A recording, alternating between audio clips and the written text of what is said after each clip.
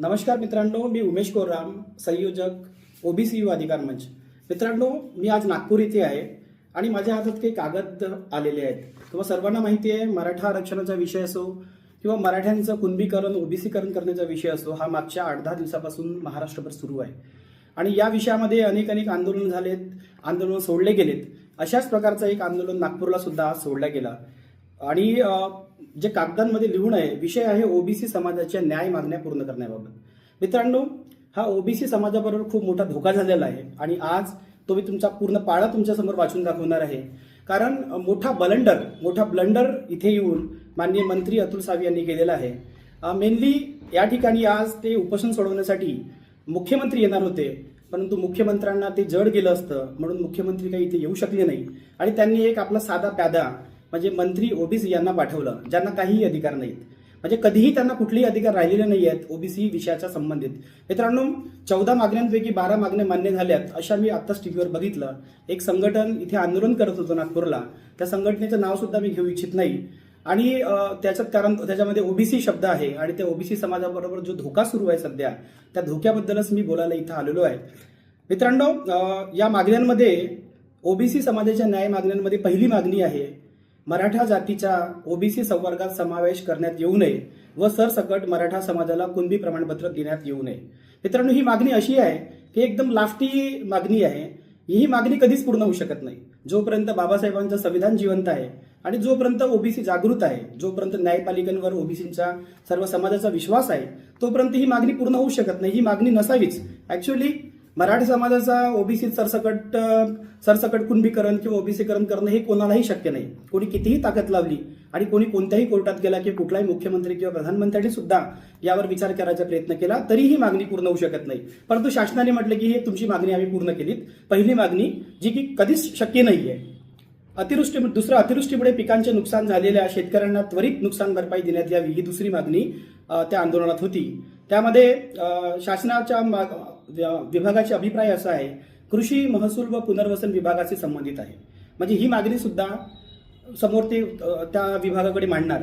तिसरी मागणी मित्रांनो आहे की ओबीसी मुलांना व्यावसायिक अभ्यासक्रम 100% शिष्यवृत्ती लागू करण्यात यावी. यावर सुद्धा त्यांनी सांगितलेलं आहे की त्यास मंजुरी प्राप्त होऊ शकलेली नाही. म्हणजे 100 दिवसाच्या कार्यक्रमांमध्ये विषयाचा समावेश करण्यात आलेला होता, तथापि म्हणजे ही सुद्धा मागणी त्यांची पूर्ण झालेली नाही. आणि मित्रांनो, यामध्ये काही मी मोजके शब्द काढलेले आहेत. मंजुरी प्राप्त होऊ शकलेली नाही, समितीला प्रस्ताव सादर करण्यात येईल, सध्या स्थितीत नसती, वित्त विभागात आहे, पाठपुरावा विभागामार्फत पाठपुरावा करण्यात येईल, त्यानंतर निर्णय होणे आवश्यक आहे, निर्णय घ्यावा लागेल, निर्णय घेणे अपेक्षित आहे असून त्यावरची पूर्तता करण्यात येत आहे, सध्या स्थितीत नसती, वित्त विभागात आहे. अशा प्रकारचे हे जे खेळखंडोबा ओबीसी सोबत झालेला आहे, हा खेळखंडोबा मांडण्यासाठीच मी याचं विश्लेषण म्हणणार नाही, याची चिरफाड करण्यासाठीच मी आजचा व्हिडिओ बनवत आहे की याचा चिरफाड केली पाहिजे. ओबीसींपर्यंत खरी माहिती तुम्हाला मिळाली पाहिजे. सरसकटचा मुद्दा मी तुम्हाला सांगितलाच.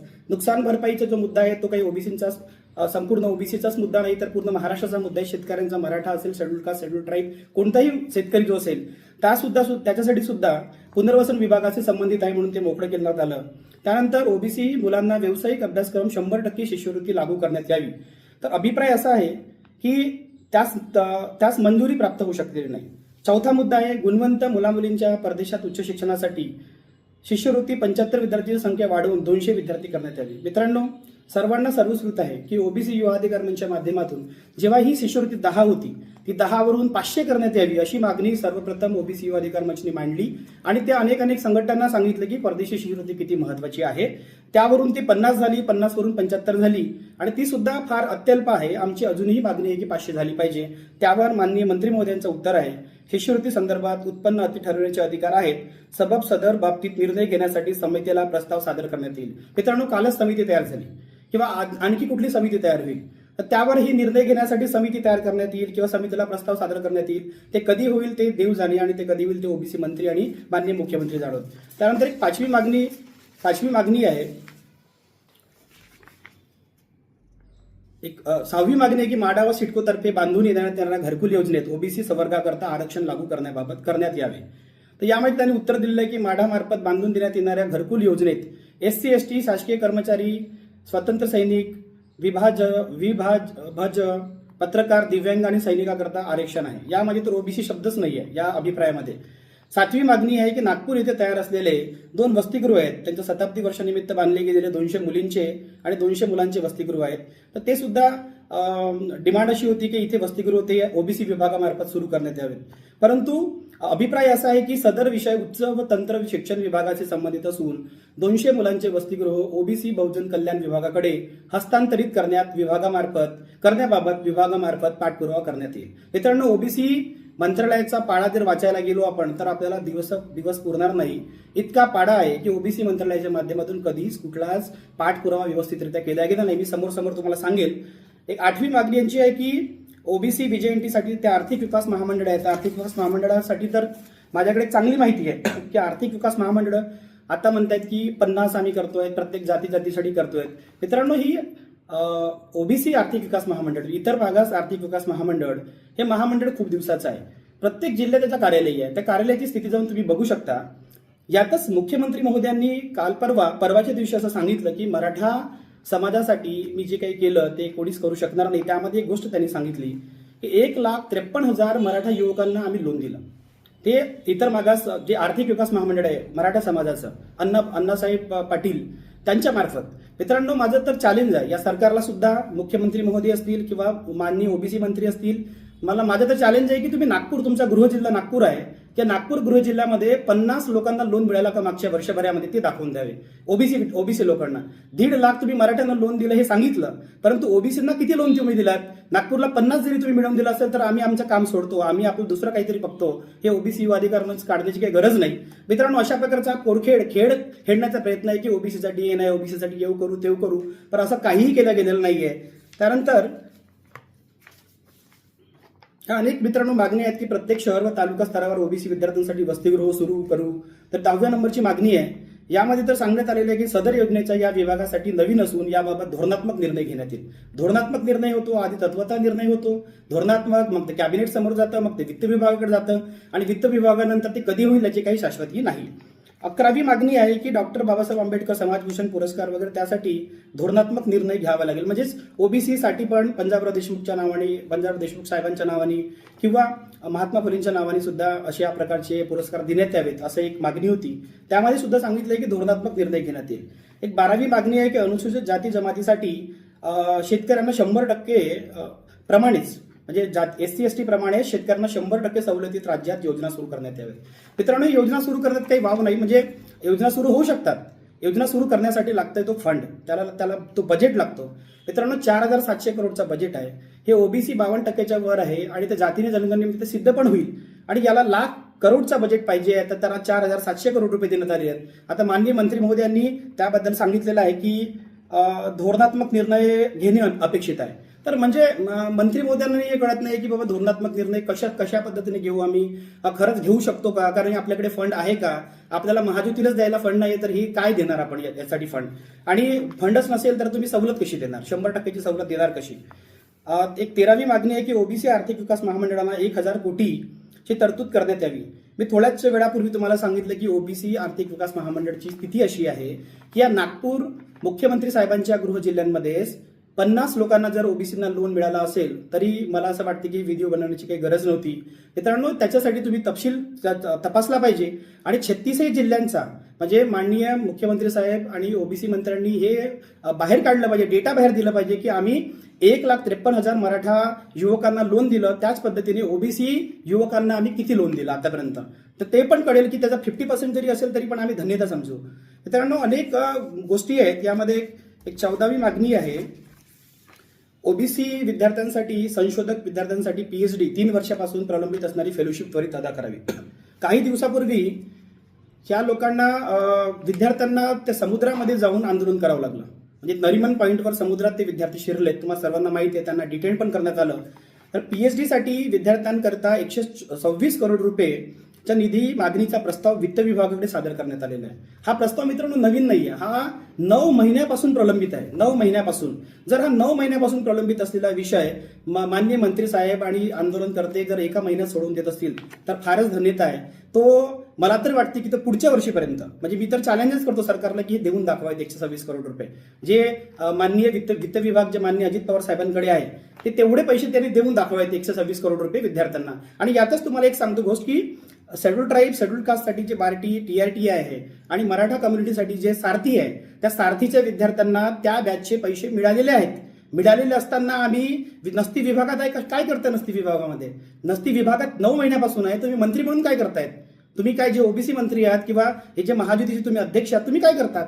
हे नसती विभागात आहे, 9 महिन्यापासून तुम्ही प्रलंबित ठेवलेला आहे आणि तुम्ही सांगताय की वित्त विभाग क्लिअर करेल. वित्त विभाग त्यांना 10-20 वेळा तर आंदोलन करावं लागलं, नागपूरला आंदोलन करावं लागलं, मुंबईला आंदोलन करावं लागलं आणि ते विद्यार्थी आताही थंड बस्त्यामध्ये आहेत. तर त्यावर तुम्ही विचार केला पाहिजे की ह्या मागण्या काय आहेत, ह्या मागण्यांचा हा खेळखंडोबा काय आहे. महायुतीबद्दल मी विशेष सांगेन. महायुतीचा निधी वाढवणार अशा प्रकारची मी जस्ट टीव्हीवर आता एक बातमी पाहिली. माननीय मंत्री महोदयांनी सांगितलं की महायुतीचा निधी मी वाढवणार. पण मित्रांनो महायुतीचा निधी वाढवणार नाही, महायुतीचा निधी ऑलरेडी कमी केला गेला आहे. 297 करोडचा मागच्या वर्षी बजेट होता 2024-25चा. तर मला सांगायला एकदम दुर्दैवी वाटतंय की ज्या महायुतीसाठी आम्ही दिल्लीसारख्या ठिकाणी फाईट केली आणि जी महायुती तयार केली त्या महायुतीचा बजेट 297 करोड मागच्या वर्षीचा 90 करोड रुपये शासनाने कापला आहे आणि तो शासनाने कापलेला बजेट अजूनही दिलेला नाहीये. यावर्षी सुद्धा 2025-26 जो बजेट म्हणजे 25-26 जो बजेट आहे तो अपेक्षित होता. कॅबिनेटने मंजुरी दिली 453 करोडला आणि पुन्हा 299 करोड रुपयाचा बजेट आलेला आहे. त्यापैकी किती रुपये दिले असतील महायुतीला? 90 करोड 97 करोड रुपये दिले असणार. परंतु मित्रांनो जर माननीय मंत्री जे स्वतःच्याच खात्याचा बजेट वाचवू शकत नाही, ज्यांची कपात त्यांच्या हातात नाही किंवा त्यांची वाढवू शकत नाही, ते कशा प्रकारचे स्टेटमेंट ते देऊ शकतात की आम्ही बजेट वाढवणार? आणि या पद्धतीने हा अशा प्रकारचा आंदोलन सोडवण्यात आला. ओबीसी विद्यार्थ्यांच्या वसतिगृहाची स्थिती तुम्हाला माहिती आहे, 72 वसतिगृह सुरू झाली म्हणून या सरकारने मोठे मोठे बॅनर लावले, मोठे जाहिराती केल्या, मोठे प्रोग्राम केले. अजूनही 54 वसतिगृह फक्त सुरू आहेत. मुंबई, पुणे, नाशिक सारख्या ठिकाणी अजूनही वसतिगृह सुरू नाहीत आणि जे वसतिगृह सुरू आहेत त्यांची सुद्धा दयनीय स्थिती आहे. मित्रांनो त्या विद्यार्थ्यांना तुम्ही भेटून पहा. त्यांचा जे काही त्यांना जे मिळणारा निर्वाह भत्ता आहे किंवा त्यांचा भोजन भत्ता आहे तो सुद्धा 4-4, 5-5 महिने मिळत नाही. 5 महिन्यानंतर खूप तगादा लावल्यानंतर पूर्व विदर्भात पूर्ण महाराष्ट्रामध्ये बातम्या केल्यानंतर निवेदन दिल्यानंतर तो भत्ता 4-4, 5-5 महिन्यानंतर देण्यात आलेला होता. तर परदेशी शिष्यवृत्ती असो किंवा महाज्योती असो, महाज्योती आर्थिक विकास महामंडळ असो, या सर्वांमध्येच शासन दुजाभाव करत आहे आणि शासन ओबीसींना त्यांच्या ज्या न्याय मागण्या आहेत, ज्या इथं कागदावर लिहून आहे की न्याय मागण्या मान्य करण्याबाबत, तर मी तर या माध्यमातून शासनाला सुद्धा सांगेल, ओबीसी समाजाला सांगेल, मित्रांनो एकही मागणी मी प्रॉपर जबाबदारीने बोलतो आहे, एकही मागणी आजच्या दिवशी मान्य झालेली नाही आणि ते भविष्यात सुद्धा होईल याची काही खात्री नाही. मी मागच्या 6 वर्षापासून या ओबीसी विभागाचा कार्यक्रम बघतो आहे.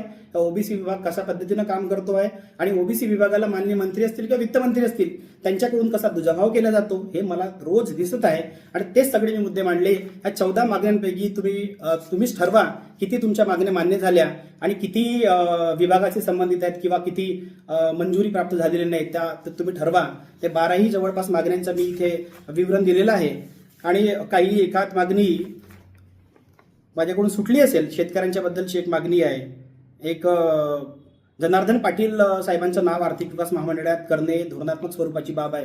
नक्कीच जनार्दन पाटील साहेबांचं नाव आलं पाहिजे किंवा चांगले जे थोर पुरुष झालेले आहेत त्यांचे नाव इथं आले पाहिजेत आणि यांनी नक्कीच नाव केलं पाहिजे. पण ती सुद्धा मागणी निर्णय होणे आवश्यक आहे. तर हे मला एक समजत नाही की 4 जे कागदाचं जे मी तुम्हाला दाखवतोय 4 कागद हे घेऊन मंत्री महोदय आले कसे इथे आणि काय घेऊन आले ते, कुठे टाईप केलं गेलं, कोणाला विचारून टाईप केलं गेलं, हे नाही सांगतात की मुख्यमंत्री महोदयांनी आम्हाला हे सांगितलं की तुम्ही घेऊन जा. हे मागण्या मान्य पूर्ण होणे म्हणजे काय अपेक्षित आहे आणि उद्या होईल परवा होईल असं नसते.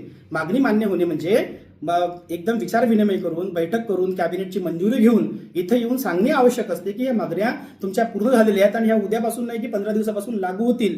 आणि मी तर सांगतोय या व्हिडिओच्या माध्यमातून चॅलेंज करून सांगतोय की वर्षभरात जरी या मागण्या पूर्ण करून दाखवल्या त्यांनी, वर्षभरात सुद्धा मागण्या पूर्ण होणे अशक्य नाहीये. कारण यांचा जो भोंगळ कारभार आहे हा भोंगळ कारभार खूप दिवसाचा आहे.